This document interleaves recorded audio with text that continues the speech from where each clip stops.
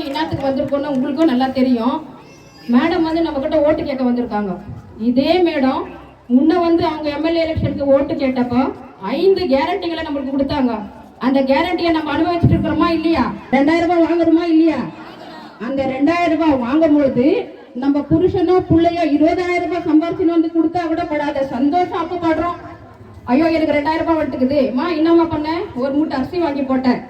அந்த குழந்தைகளை பசியை தீக்கிறதுக்கு நம்மளுக்கு அந்த 2000 ரூபாய் கொடுத்த கவர்மெண்ட் எந்த கவர்மெண்ட்? நம்ம யாருக்கு ஓட்டு போடணும்? கவர்மெண்ட்டுக்கு ஓட்டு போடணும். எம்எல்ஏ கேரண்டியை கொடுத்தாங்க. அதே போல இப்ப காங்கிரஸ் கவர்மெண்ட் கௌதம் என்பவரை இந்த தேர்தலுக்கு வேட்பாளராக தேர்ந்தெடுத்திருக்காங்க. அவருக்கு ஓட்டு கேட்கத்தான் நம்ம மேடம் இங்க வந்திருக்காங்க. நம்ம கர்நாடகா கவர்மெண்ட் வந்து நம்மளுக்கு அத்தனை இம்ப்ளிமெண்ட் பண்ணப்போ சென்ட்ரல் கவர்மெண்ட்ல காங்கிரஸ் உட்கார்ந்தா அதே போல 5 இம்ப்ளிமெண்ட் நம்மளுக்கு கொடுத்துருக்காங்க. அதுல முதலாவதா ஒவ்வொரு குடும்ப தலைவிக்கும் 1 லட்சம் ரூபாய் வருஷத்துக்கு போட போறாங்க. அதை நம்ம அனுபவிக்கணும்னா நம்ம யாருக்கு ஓட்டு போடணும்? காங்கிரஸ் கவர்மெண்ட்டுக்கு ஓட்டு போடணும். இது குடும்ப தலைவிக்கு மட்டும் உதவி இல்லை, குடும்ப தலைவனுக்கும் சேர்ந்து. எப்படின்னா ஒரு குடும்பத்துக்கு மாசத்துக்கு 2000 ரூபாய் காசு, ரேஷன் காசு, கரண்ட் பில்லு ஃப்ரீ. ஒரு குடும்ப தலைவனின் சுமைய பாதி சுமக்கிறாங்க காங்கிரஸ் கவர்மெண்ட். இது குடும்ப தலைவனுக்கும் உதவி, குடும்ப தலைவிக்கும் உதவி. இப்படி ஒவ்வொரு முறையும் நம்ம யோசித்து பார்த்து ஓட்டு போட்டோம்னா நம்ம அவங்க அனுபவிக்காத சலுகையும் நாம அனுபவிப்போம். அதனால நாம காங்கிரஸ் கவர்மெண்ட்டுக்கு ஓட்டளிக்கணும்னு கேட்கறதுக்காக நம்ம மேடம் இங்க வந்திருக்காங்க. நாம உறுதி எடுத்துக்கினேன், இந்த கை சின்னத்துக்கு மட்டும்தான் வாக்களிக்கணும் அப்படின்ற உறுதிமொழியை நாம எடுத்துக்கிட்டு தயவு செய்து இந்த கை சின்னத்துல வாக்களித்து மாபெரும் வெற்றியை தேடி தருமாறு உங்களை வணங்கி கேட்டுக்கொள்கின்றேன். நன்றி, வணக்கம். 10 மாசம் ஆயிருக்குது காங்கிரஸ் கவர்மெண்ட் வந்து. எவ்வளவு மாசம்? 10 மாசம் ஆயிருக்கு. தங்கவயல்ல டெய்லி டிராவலர்ஸ் ப்ராப்ளம் நிறைய இருக்குது. இருக்கிறது 2 ப்ராப்ளம். ஒரு 4 மணிக்கு ஏந்து ஒரு வீட்டுல இருக்கிற புருஷன் இருக்கட்டும், இல்ல வீட்டு தலைவி இருக்கட்டும், இல்ல எல்லா வீட்டுல படிச்சிருக்கிற மக்கள் இருக்கிறாங்க.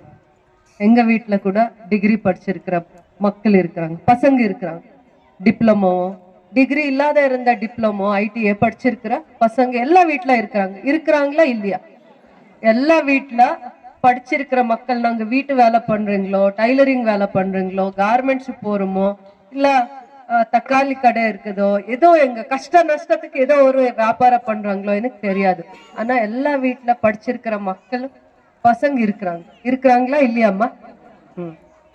ஊருக்கு என்ன தேவை இருக்குது, தங்கவயல் மக்களுக்கு என்ன தேவை இருக்குது, எது இம்பார்ட்டன்ட், கஷ்டம் என்ன இருக்குது, மைன்ஸ் மூட்டாங்க. 25 வருஷம் ஆயிடுச்சு. 2001ல மைன்ஸ் மூட்டாங்க. சிக் இண்டஸ்ட்ரி அப்படி டிக்ளேர் பண்ணி சென்ட்ரல் கவர்மெண்ட்ல மைன்ஸ் மூட்டாங்க. அது அப்புறமா ஏதோ ஒரு இண்டஸ்ட்ரி இங்க வந்திருக்குதா? இல்லையே. 20 வருஷமா இல்ல 50 வருஷமா மக்கள் மைன்ஸ்ல வேலை பண்ணிருக்காங்க, 100 வருஷமா வேலை பண்ணிருக்காங்க.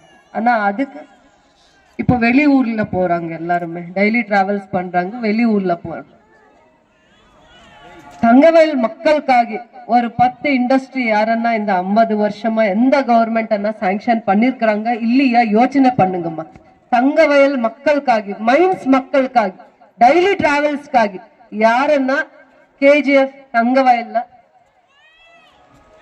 ஒரு இண்டஸ்ட்ரி, ஒரு 10 இண்டஸ்ட்ரி இந்த 50 வருஷமா யாருன்னா ஒரு அச்சீவ்மெண்ட் பண்ணிருக்கிறாங்க? நீங்க கொஞ்சம் யோசனை பண்ணுங்க பிளீஸ், கொஞ்சம் யோசனை பண்ணுங்க. இண்டஸ்ட்ரீஸ் லேண்ட் இருக்குது கேஜிஎஃப்ல. கடவுள் எது கொடுக்காத இருந்தா இண்டஸ்ட்ரீஸ் லேண்ட் இங்க கொடுத்திருக்காங்க. எவ்வளவு கொடுத்திருக்காங்க? கிட்ட 1000 ஏக்கர் லேண்ட் கொடுத்திருக்காங்க.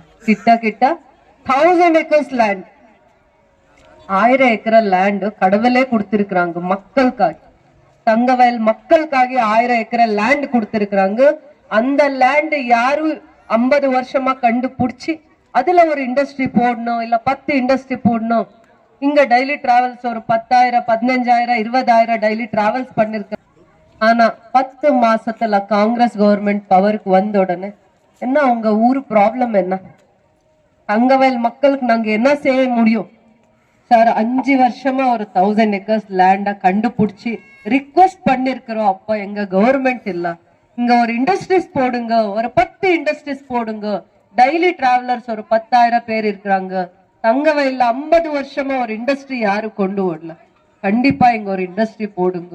ஒரு கவர்மெண்ட்ல ரிக்வெஸ்ட் பண்ணிருக்கிறனால அந்த ஊர்ல 50 வருஷமா ஒரு காங்கிரஸ் எம்எல் தேர்ந்தெடுக்கலாம் என்ன ಹೇಳ್ತಾರೆ ஒரு 50 வருஷமா காங்கிரஸ் பார்ட்டிக்காಗಿ சப்போர்ட் பண்ணலாம் அந்த பார்டர் கான்ஸ்டியன்சில தங்கவயல்ல. ஆனா 2 வாட்டி சான்ஸ் கொடுத்தாங்க.